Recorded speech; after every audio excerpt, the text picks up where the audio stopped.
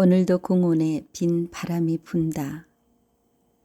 늘 가득했던 공기는 어디로 빠져나갔는지 오늘도 비어버린 공원에는 찬바람만 허무하게 불어댄다. 저녁을 먹고 잠깐 산책을 나갔다가 비어버린 공원을 보았다. 비 내리는 날 잠시 내 몸을 머무르게도 하고 눈이 오는 날이면 잠시 앉아서 하늘을 보게 해주었던 보금자리 내 정자는 사라져버렸다. 아파트가 주위에 생기면서 허름한 정자는 화려한 이웃에게 자리를 내어주고 호련히 사라졌다. 오래전의 기억을 더듬는 건 그래도 지금은 살만하다는 의미인가. 우리 아이들이 3살, 4살이 되던 해부터였을 것이다. 우리 동네에는 아주 작은 공원이 하나 있었다. 당시에는 노인정이라는 곳도 보편화되지 않았던 시절이었을까.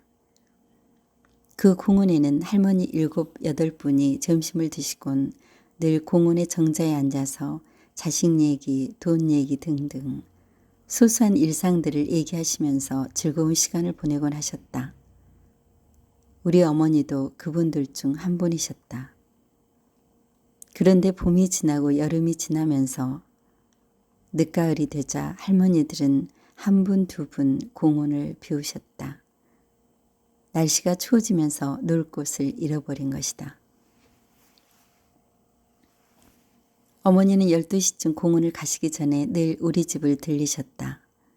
한참을 아이들과 놀아주신 후에야 공원으로 가시면서 아이를 돌보는 아주머니에게 당신의 손자 손녀를 잘 돌봐달라며 신신당부를 하시곤 하셨다. 그런데 갑자기 아이를 돌보는 아주머니에게 일이 생겨서 아이를 볼 수 없는 상황이 생겨버렸다. 일을 나가야 하는 상황에 아이를 맡길 데가 없어져 버린 나는 절대로 엄마에게 아이를 돌보는 일은 안 된다는 절대 논리를 버리고 아이들을 부탁했다. 내가 보기엔 할머니들은 손자 손주들을 보면서 다 늙어버리고 허리병이니 다리병이니 하는 온갖 병을 얻는 것을 주위에서 많이 보았기 때문에 아이 맡기는 것은 말도 안 되는 일이라 생각했다.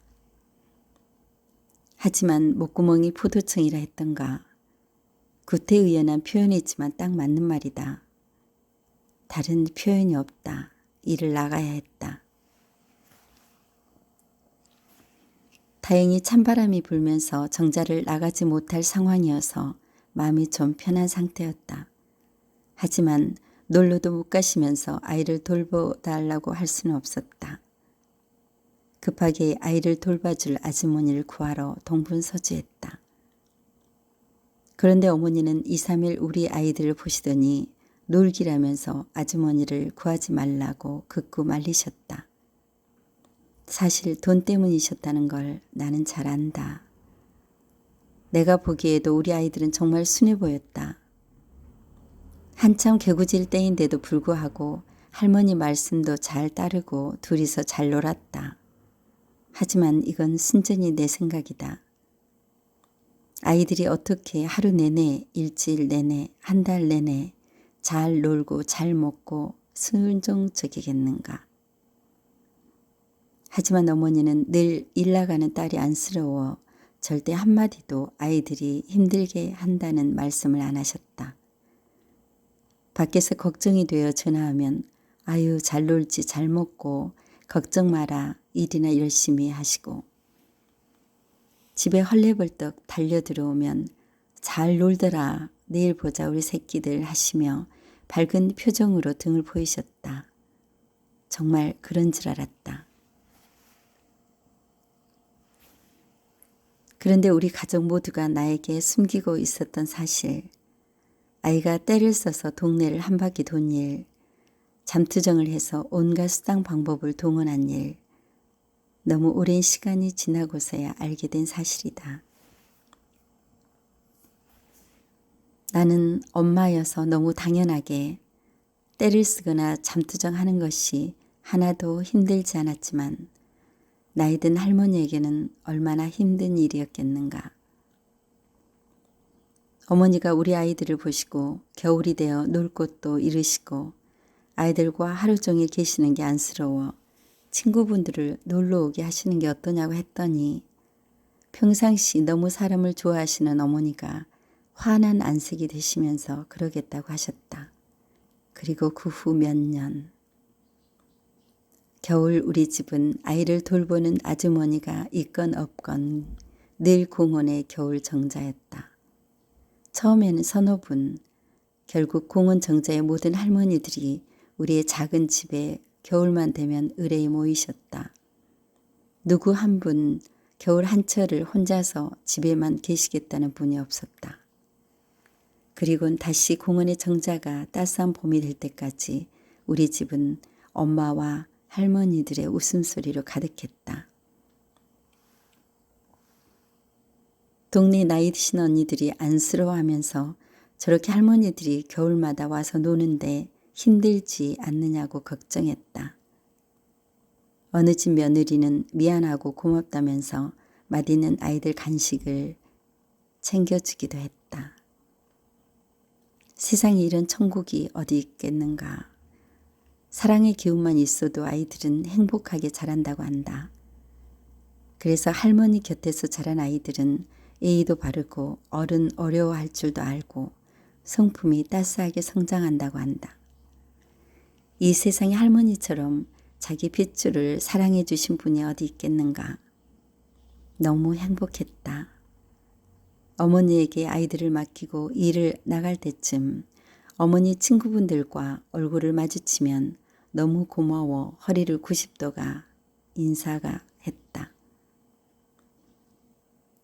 우리 어머니가 행복해서 너무 좋았다.